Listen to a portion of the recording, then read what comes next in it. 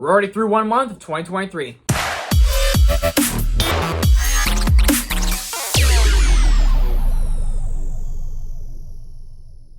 What's going on, guys? My name is Trevor and welcome to my channel. We are 1/12 already done with the year of 2023, which is insane. But today I'm sharing with you everything I watched in the month of January, from old shows, old movies, to new shows, and a couple new movies. Just a list of a couple things I watched this month, which honestly isn't a lot. I didn't get to watch as much as I wanted to this month, and only one 2023 movie so far.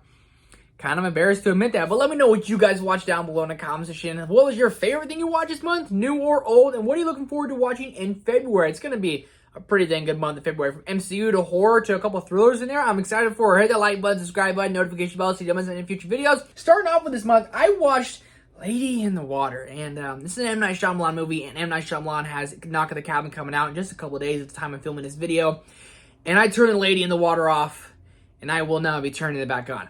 Next movie, I watched another M. Night Shyamalan movie, and it was The Happening.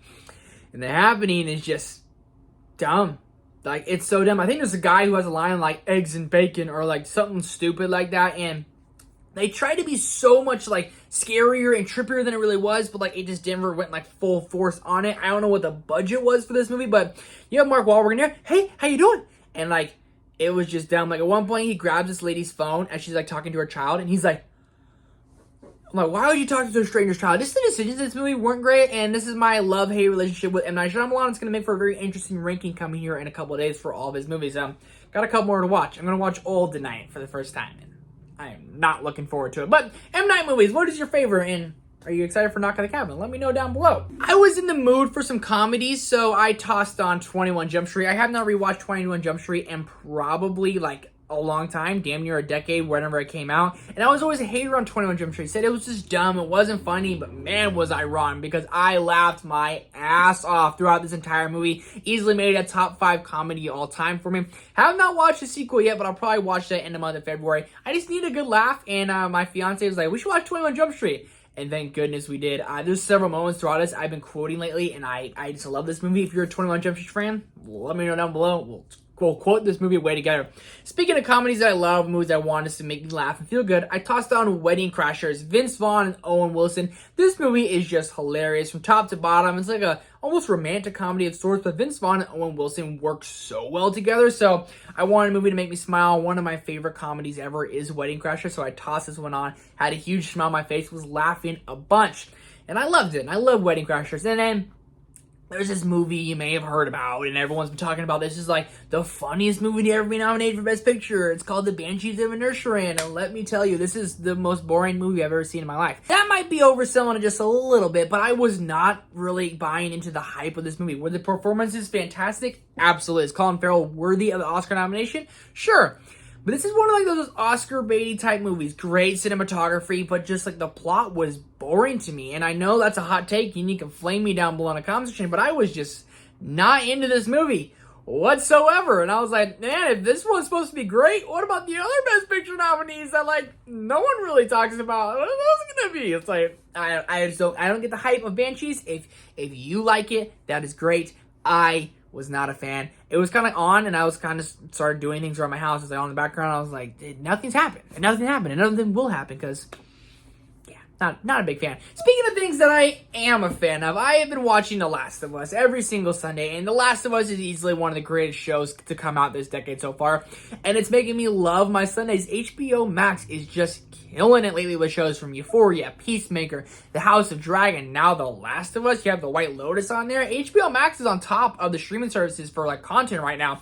The Last of Us, I never finished playing the video games. I was trying to finish it, but I never did. So I'm at the point now where everything's kind of new. But the third episode was great. I don't think it was the greatest episode of TV of all time, like a lot of people are saying, but I do think it was a fantastic episode and my favorite episode of the show so far. If you haven't been watching The Last of Us, just do yourself a favor and turn it on, because it's so good. It's so worth it. And like, just the way they created this world is what I absolutely love. Great shot selection, great emotions, and a long time was episode 3 title, and I damn near cried for a long long time. And speaking of comedies, I tossed on one I thought was going to be very funny. It's called You People, starring Jonah Hill and Eddie Murphy. And this is one of those movies that I just wasn't all that into. I was laughing a little bit here and there, but it's one of those movies, again, I ended up turning it off. I included it on here because I watched like over half of it, but I turned it off with like the anticipation of coming back to it, and I just never really wanted to, so I might try to go back and finish You People. I heard some people really like it, and a lot of people just don't really like it. I think Jonah Hill was fine. Eddie Murphy, when he finally came to film, I was like, oh, he's there, but I don't know. Something about comedies these days, like, they just don't hit as hard as they used to. I don't know if anyone feels that way, but comedies these days, I'm just like, could have done without, but I enjoyed some of it, but not all of what I've watched. I have to go back and finish that one. And finally, I watched the KSI documentary. I think it's called KSI in Real Life. It's over at Amazon Prime. If you don't know who KSI is, he is one of the biggest YouTubers, like, stars today. He's like 20 million subscribers, something like that. He's from the UK, and he's a boxer, musician, YouTuber, businessman. Like, he's very kind of all over the world at things he does.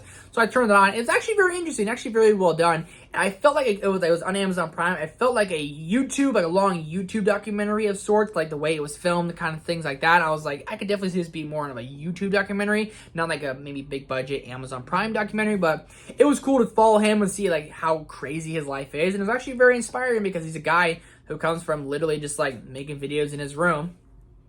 And now he's a musician and he boxes people, and he has like $100 million freaking energy drink company. So it's kind of insane. It was inspiring. And that was a documentary I checked out. And I enjoy documentaries. And that's all I watched in the month of January. Let me know what you watched in the month of January down below in the comments section. Hit that like button, subscribe button, notification bell so you don't miss out on any future content. If you made it to the end of the video, I appreciate it. Happy to be back here making some videos. Took like a week off. It's good to be back. Feels good. Thank you guys so much for watching. I'll see you in the next one.